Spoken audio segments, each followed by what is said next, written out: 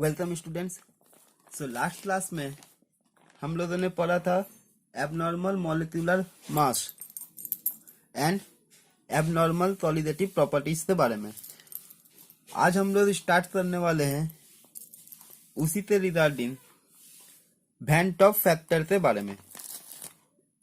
Van Hoff factor से हम लोग का न्यूमेरिकल आता है, तो एक छोटा सा सिर्फ फॉर्मूला इसका होगा, वो आप लोग तो याद रखना है। और ये वैन टॉप फैक्टर होता क्या है, ये कॉन्सेप्ट आप लोग समझिए।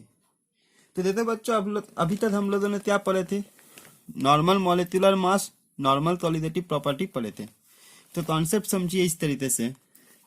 देखो, जो मेरा नॉर्मल क्वालिटेटिव प्रॉपर्टी था, वो मेरा क्या था, किसके साथ प्रोपोर्शनल होगा। Normal qualitative property proportional with number of particles present in solution. अब बताओ, ये जो नॉर्मल क्वालिटेटिव प्रॉपर्टी है, तो उस टाइम पे जो नंबर ऑफ पार्टिकल सॉल्यूशन में रहेगा वो एसोसिएशन होगा या डिसोसिएशन, या फिर none of this, neither association nor dissociation. Very good, because normal qualitative property है, उसके लिए कोई एसोसिएशन डिसोसिएशन जरूरत नहीं था। That's mean no association, no dissociation, ठीक है। बट जो मेरा एबनॉर्मल क्वालिटेटिव प्रॉपर्टी था, वो किसके साथ प्रोपोर्शनल था, वो प्रोपोर्शनल था एसोसिएटेड और डिसोसिएटेड नंबर ऑफ पार्टिकल्स के साथ। एसोसिएटेड और डिसोसिएटेड नंबर ऑफ पार्टिकल्स के साथ प्रोपोर्शनल था, ठीक है। तो अभी बच्चों, ये दोनों का जो रेशियो है, जो रेशियो आएगा, that is abnormal qualitative property by normal qualitative property, ठीक है। ये जो रेशियो आएगा, it can be greater than 1 or less than 1। मतलब बता सकते हो कि greater than 1 या less than 1 क्यों होगा। तो अच्छे से याद करो, नॉर्मल क्वालिटेटिव प्रॉपर्टी के लिए no association dissociation. That's mean पहले अगर मेरे पास 100 मॉलिक्यूल्स थे तो अभी 100 मॉलिक्यूल्स ही है। बट ये एबनॉर्मल क्वालिटेटिव प्रॉपर्टीज तब होता जब एसोसिएटेड या डिसोसिएटेड होता। तो अभी समझ लो, अगर डिसोसिएटेड हुआ तो इनिशियल स्टेज से अभी नंबर ऑफ पार्टिकल्स इंक्रीज होता है या डिक्रीज होता है। डिसोसिएट के लिए इंक्रीज होगा, इंक्रीज होने से एबनॉर्मल क्वालिटेटिव प्रॉपर्टी भी बढ़ेगा, बिकॉज वो क्या होता है, नंबर ऑफ पार्टिकल्स के साथ डायरेक्टली प्रोपोर्शनल होता है। तो ये वाला पोर्शन बढ़ दिया जो न्यूमरेटर है, ये अगर इंक्रीज किया तो ये क्या होगा, greater than 1। And for associated क्या हो जाएगा, जो नंबर ऑफ पार्टिकल्स डिक्रीज कर जाता है, तो न्यूमरेटर घट दिया तो मेरा रेशियो भी लेस देन 1 हुआ। समझ में आया। अब ये जो रेशियो है ना, abnormal qualitative property by normal qualitative property, इसी रेशियो तो हम लोग बोलते हैं van't Hoff factor. That is, ये जो रेशियो है, it is van't Hoff factor. अब ये वैन टॉप फैक्टर को रिप्रेजेंट कैसे करेंगे हम लोग, it is represented by small i. It is represented by small i. समझ में आया क्या है वैन टॉप फैक्टर। सिंपल सा चीज है कि van't Hoff factor is the ratio of abnormal qualitative property to the normal qualitative property. अब एबनॉर्मल क्वालिटेटिव प्रॉपर्टी दो सिचुएशन पे होता है, for association and for dissociation.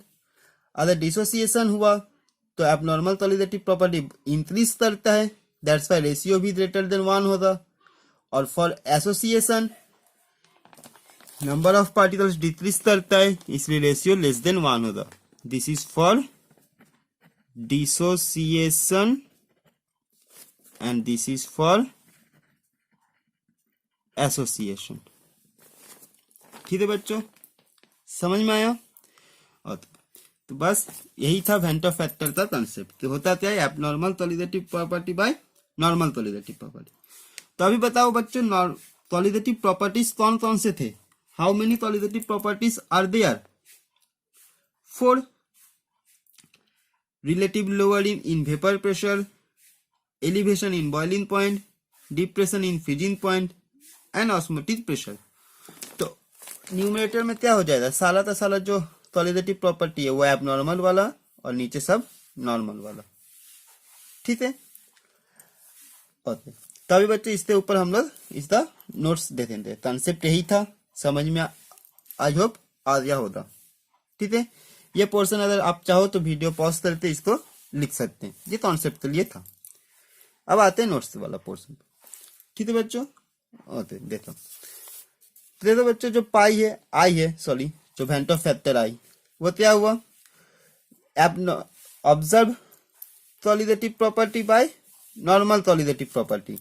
ये जो मेरे पास ये एबनॉर्मल सॉलिडिटी प्रॉपर्टी जो है, इसी तो हम लोग बोलते हैं ऑब्जर्व सॉलिडिटी प्रॉपर्टी। ये ऑब्जर्व हुआ, मतलब अदर सॉल्यूट डिसोसिएट करे या एसोसिएट करे, तो जो अल्टीमेट हमको नजर आ रहा है वो ऑब्जर्व हुआ।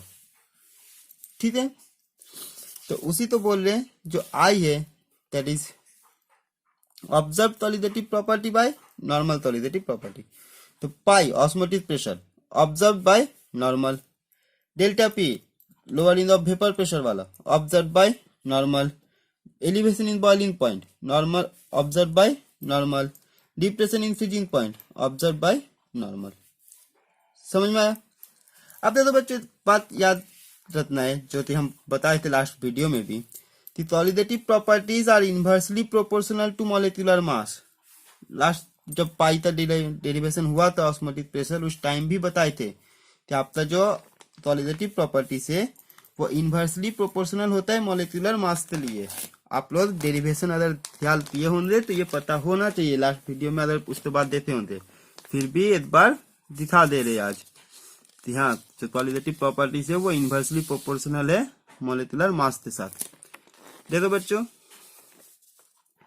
ये एक डेरिवेशन हुआ था molecular mass of the solid, किसके लिए था, जो सॉलिडिटी प्रॉपर्टी था that is elevation in boiling point के लिए। तो ये जो फाइनल फॉर्म है, इसको अगर अच्छे से देखें तो this is the molecular mass of solute and this is the solidity property. तो ये दोनों क्या है, इनवर्सली प्रोपोर्शनल है या डायरेक्टली? इनवर्सली है ना। ठीक है, here for the depression in freezing point again the molecular mass of solute is inversely proportional with solidity property. तो ये इनवर्सली प्रोपोर्शनल होता है फॉर एवरी सॉलिडिटी प्रॉपर्टीज, चारों के लिए। ठीक है, तो बस उसी तो पॉइंट आउट यहाँ पर औरत बढ़ती है। तो क्यों थी ये, देखो बच्चों, ऑब्जर्व सॉलिडिटी प्रॉपर्टी मतलब एबनॉर्मल वाला ही है या फिर ऑब्जर्व वाला। तो ये अगर इनवर्सली प्रोपोर्शनल हुआ मॉलिक्यूलर मास तो क्या होता है, 1 बाय मॉलिक्यूलर मास। ये भी सॉलिडिटी प्रॉपर्टी है, तो 1 बाय मॉलिक्यूलर मास। तो यहाँ पर 1 बाय मॉलिक्यूलर मास जो है for molecular mass of observe, और यहाँ पर क्या है नॉर्मल, तो ये नॉर्मल ऊपर जाएगा, ऑब्जर्व नीचे आएगा। बस उसी को यहाँ पर रिप्रेजेंट किए कि I equals to normal molecular mass by observe molecular mass. ये हुआ आपका van't Hoff factor equal to observe solidity properties by normal solidity properties. और solidity properties are inversely proportional with molecular mass, तो normal वाला molecular mass ऊपर जाएगा और observe वाला मॉलिक्यूलर मास नीचे आएगा। ठीक, ओके। अब बच्चों ये वाला जो पोर्शन है आपका, जो observe solidity properties by normal solidity properties, तो कॉन्सेप्ट समझाने के टाइम पे क्या बताए थे, देखो ज्योति मेरा नॉर्मल वाला है, proportional with number of particles in solution, no association dissociation, या फिर बिफोर एसोसिएशन डिसोसिएशन बोल सकते हैं। और एबनॉर्मल तब होता आफ्टर एसोसिएशन डिसोसिएशन। ठीक है, तो सॉलिडेटिव प्रॉपर्टी के प्लेस पे हम लोग नंबर ऑफ पार्टिकल्स लिख सकते हैं या नहीं लिख सकते? लिख सकते हैं ना। तो बस उसी को यहाँ पर रिप्रेजेंट किए। तो देखो जो वेंटर फैक्टर है वो क्या हो गया, number of particles present in solution after association और डिसोसिएशन। तो आफ्टर एसोसिएशन डिसोसिएशन मतलब ये एबनॉर्मल, मतलब ऑब्जर्व जो ऊपर में था, जो तो यहाँ पर था। ठीक है, ऑब्जर्व, तो ऑब्जर्व मतलब एसोसिएशन या डिसोसिएशन हुआ। रेशियो किससे होगा, number of particles present in solution before association और डिसोसिएशन। समझ में आया? तो बच्चों बस ये फॉर्म तो आपको याद रखना है। ठीक है, अब बच्चों ये जो वेंटर फैक्टर आई आया तो ये सारे का सारा जो सॉलिडेटिव प्रॉपर्टीज है सब तो वो मॉडिफाई कर दिया। Van't Hoff factor modifies all the colligative properties. तो उसके लिए क्या हो जाएगा, जो मेरा नॉर्मल फॉर्म्स था सॉलिडेटिव प्रॉपर्टी था, तो delta Tb equals to Kb into m था। अब सिर्फ एक आई के साथ मल्टीप्लाई हो जाएगा वेंटर फैक्टर के साथ। तो delta Tb equals to i into Kb into m, delta Tf equal to i into Kf into m, pi equals to i into CRT. ठीक है, जो भी मेरा फॉर्म्स था वो सबके साथ सिर्फ एक आई इंक्लूड हो जाएगा वेंटर फैक्टर के लिए। ठीक है बच्चों, अब बच्चों ये बताओ, अगर ये वाला पोर्शन पे कि अगर मान लो कि मेरे पास कोई भी एसोसिएशन डिसोसिएशन नहीं हुआ, जो पहले था वही बाद में है, तो ये आई का वैल्यू क्या होगा, जल्दी बताओ। ग्रेटर देन 1, लेस देन 1 या 0 या 1, क्या होगा? It should be 1 for no association dissociation. कोई एसोसिएशन डिसोसिएशन नहीं हुआ, पहले भी 100 थे बाद में भी 100 है। That is i equals to 1 for no association dissociation. मतलब अगर कहीं पर आई का वैल्यू 1 है, that's mean in the solution solute does not go into the under association और डिसोसिएशन। ठीक, बट अगर डिसोसिएशन होता है सपोज, तो डिसोसिएशन होने पे आई का वैल्यू क्या होगा, इंक्रीज या डिक्रीज? क्या बताया अभी कॉन्सेप्ट समझाने के टाइम? डिसोसिएशन करेगा तो नंबर ऑफ पार्टिकल्स बढ़ेगा या घटेगा, इंक्रीज होगा या decrease? Number of particles increase, तो number of particles increase means i greater than 1 and for association i less than 1। बस उसी तो यहाँ पर आप लोग एस्टिक मार्क दिए, उसको आप याद रख लेना है। No association dissociation, number of particles same, so i equals to 1। For dissociation, after the dissociation number of particles increases, so I greater than 1, and after the association number of particles decreases, so I less than 1. For dissociation number of particles increases, so I greater than 1, association number of particles decreases, so I less than 1. ठीक है बच्चों, तो यही था vendor factor का concept. तो आप लोग इसको नोट डाउन जरूर कर ले। ठीक है, अगेन वो पोर्शन दिखा दे रहे, यहाँ रहा। आप लोग पहले ये फर्स्ट फॉर्म तक लिख ले, इतना दूर तक। ठीक है, नेक्स्ट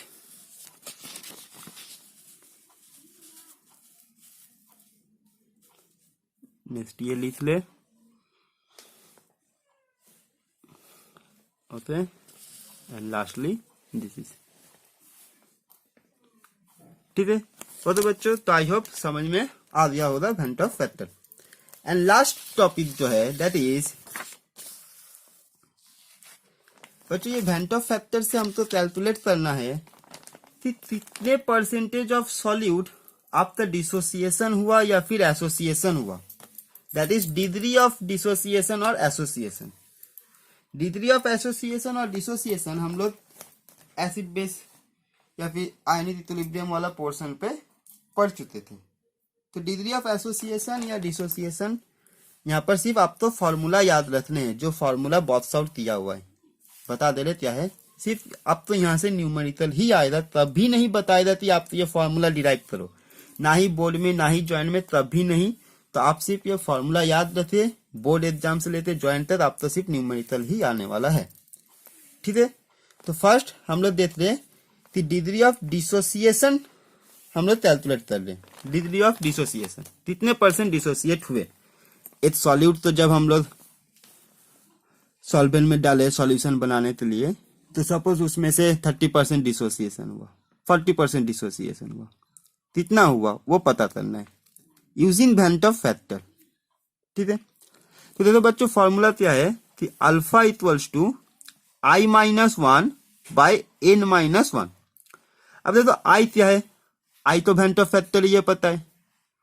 अल्फा क्या है, alpha is the degree of dissociation या फिर fraction of molecules undergoing dissociation. अब तो 30% डिसोसिएशन हो रहे या 40%, दैट इज अल्फा। ठीक है, और एन क्या है कि वो 30% या 40% after the dissociation how many numbers of particles will be produced, that is N. या डिसोसिएशन के बाद कितने नंबर्स ऑफ आयंस प्रोड्यूस हुए, दैट इज एन। ठीक, तो ये तीन वैल्यू में से आप तो कोई भी एक वैल्यू निकालने बोलेगा, दो वैल्यू आपका दिया हुआ रहेगा, अल्फा आई या एन। समझ में आया? अल्फा है आपका degree of dissociation, that is fraction of molecules undergoing dissociation, 30%, 40%, 20%, कितना परसेंट वो वाला। एन डिसोसिएशन के बाद कितने आयंस प्रोड्यूस हुए, 2, 4, 6, 8, 10 कितने प्रोड्यूस हुए, that is N. And I equal to van't Hoff factor. ठीक, this is for degree of dissociation. Now for the degree of association, तो उसका फॉर्मूला क्या होता है, alpha equals to 1 minus I by 1 minus 1 by N. ठीक है, formula तो अच्छे से याद रखना है, 1 minus i by 1 minus 1 by n. Here it was i minus 1 by n minus 1, यहाँ पर उल्टा हो जाता है, 1 minus i by 1 minus 1 by n. Alpha n और आई का जो मीनिंग है वो सेम है, that is number of particles. सिर्फ यहाँ पर जो एन है वो एन आपका हो जाएगा number of particles after doing association.